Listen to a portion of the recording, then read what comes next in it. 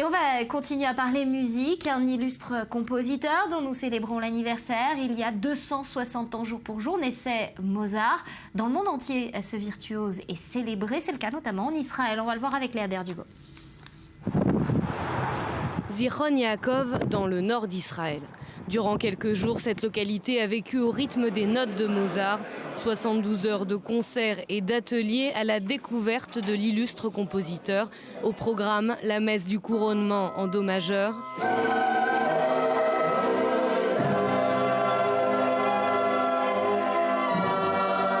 Ou encore un concerto pour 2 pianos.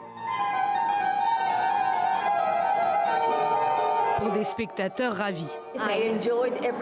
J'ai apprécié chaque petite minute, le concert était incroyable, je n'ai pas de mots.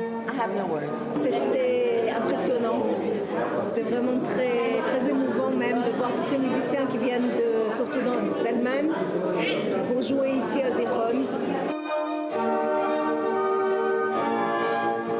Zvi Meniker est l'une des vedettes du festival.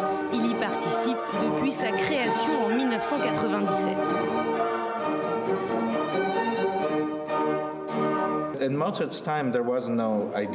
Du temps de Mozart, il n'y avait pas cette idée de musique sérieuse et populaire. Sa musique à lui était populaire.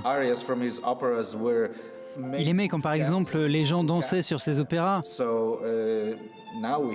Maintenant nous gardons cette idée d'un homme au-dessus de nous. C'est un compositeur de rêve, mais en fait il avait les pieds sur terre.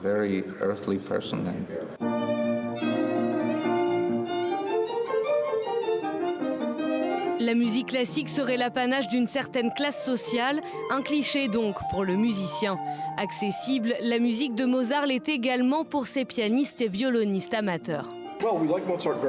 Nous aimons beaucoup Mozart. Vous savez, quand vous êtes un jeune étudiant, vous jouez beaucoup Mozart. Et quand vous devenez plus âgé, vous redécouvrez à quel point c'est beau, quelle émotion, quelle excitation ça procure. Et combien c'est adapté à l'opéra. C'est l'opportunité pour un violoniste et un pianiste de jouer un mini-opéra ensemble. 260 ans après sa naissance, Mozart continue d'inspirer. Malgré la volonté de mettre la musique classique à la portée de tous, la jeunesse n'était pas au rendez-vous.